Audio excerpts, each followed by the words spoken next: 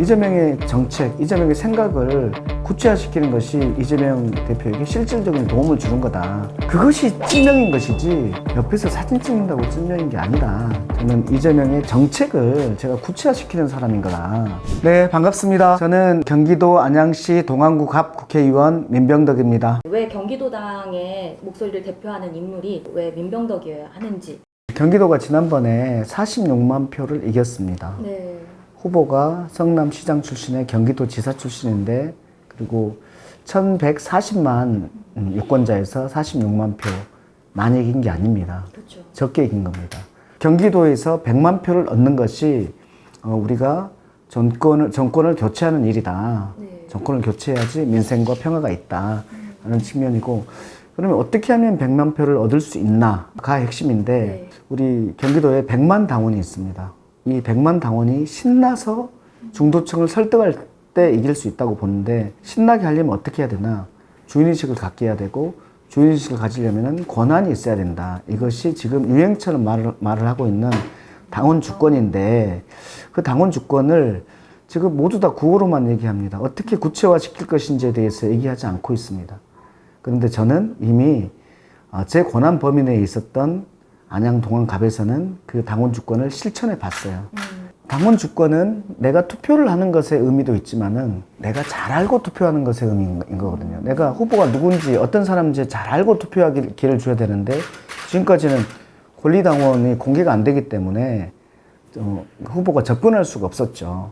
22년도에 안양 동안갑에서 출마자들이 토론을 하고, 그리고 그분들의 토론을 생중계와 녹화로 유권자인 권리당원들이 다 지켜보았고, 그것에 의해서 결정을 했단 말이죠. 이제 그 과정을 경기도당 전체에게도 넓혀보겠다라는 거예요. 이제 그걸 지침으로 다 내리고 다음 공천과 관련해서 연계할 수 있도록 그렇게 하겠다는 거죠. 지역 현장의 친소 관계에 의해서 공천이 좌우되는 것 때문에 지금 문제가 되고 있는 거잖아요. 그것을 당원들에게 넘겨주는 것, 공천권을 당원들에게 넘겨주는 것이 당원 주권인데, 이것을 어떤 방식으로 할 거냐, 그 디테일이 필요한데, 저는 이미 제가 시험적으로 다 해봤다는 거죠.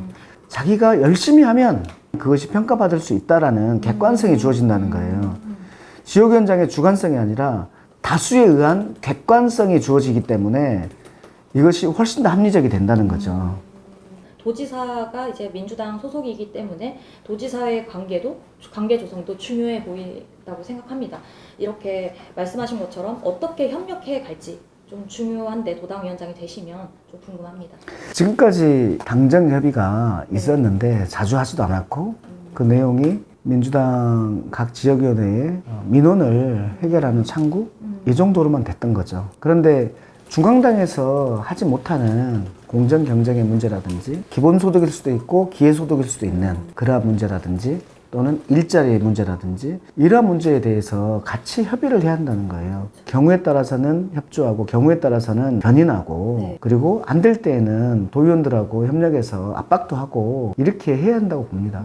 김승원 후보랑 강덕구 후보는 혁신의 일단 소속에서 지지를 한다, 뭐 이런 언급이 좀 되긴 했어요. 의원님은 좀 호남이나 안양 뭐 이런 식에서 좀 조직적인 면에서 차별점이 좀 있을 것 같은데. 기본적으로는 기본사회위원회가 적극적으로 돕고 네네. 있습니다. 제가 경기도 기본사회위원장이고, 중앙기본사회위원회에서는 금융본부장을 맡고 있는데, 기본적으로 경기도 기본사회위원회에서는 이제 가장 활발한 기본사회위원회 활동들을 하고 있는 거예요. 경기도형 기본소득을 찾기 위한 노력들을 이미 하고 있는 거거든요. 예를 들면 시아오에서 태양광을 통한 거라든지, 데이터 센터의 80%가 경기도에 있는데, 그 데이터를 통한 경기도형 기본소득을 찾는 문제라든지, 전문 체육인들에게 기본적인 생활을 보장하는 체육 기본소득을 내보자든지, 지자체나 국가가 많은 인허가권을 가지고 있는데, 인허가라는 공공의 것을 통해서 엄청난 이익이 창출되잖아요. 네. 그 이익을 일정한 형태로 공공이 회수하는 방안,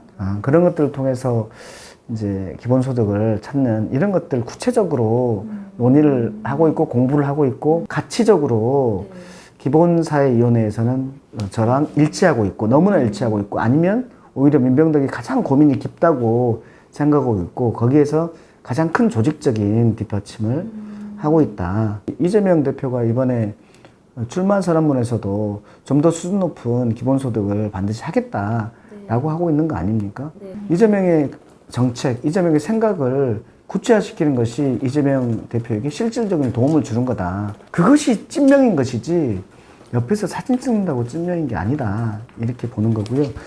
또 하나의 세력은 많은 민생단체들입니다. 더민주혁신회에 대해서는 저는 원내에서 국회의원직을 도전하는 사람들의 모임이었을 때 저는 많은 지지를 했어요. 왜냐하면 저도 10년이라는 기간 동안 원외 생활을 하면서 그 기득권인 국회의원들에 의해서 많은 핍박을 당해봤기 때문에 그래서 그 당내 민주주의를 제대로 해야 된다라는 것, 그리고 기회를 균등하게 줘야 한다는 것, 오히려 더 줘야 된다는 것들에 대해서 너무나 많이 느끼고 있었기 때문에 더민주혁신에서 주장했던 것들을 많이 동의하고 그리고 그것이 실행되게 하기 위해서 그 중앙당 내에서 많은 노력들을 했거든요. 저는 검찰개혁과 관련된 것들을 오랫동안 해왔던 사람으로서 검찰개혁은 중앙에서 열심히 하고 그리고 경기도당은 경기도당의 몫인 100만 표를 얻기 위한 당원 주권을 실천하고 민생의 성과를 내서 더불어민주당의 효능감을 느끼게 하는 이 살림을 경기도당에서는 충실히 하겠다. 그렇게 하기 위해서 저는 중앙당에서 제가 가지고 있는 모든 직책들을 다 내려놓고 올인한다 라는 측면입니다.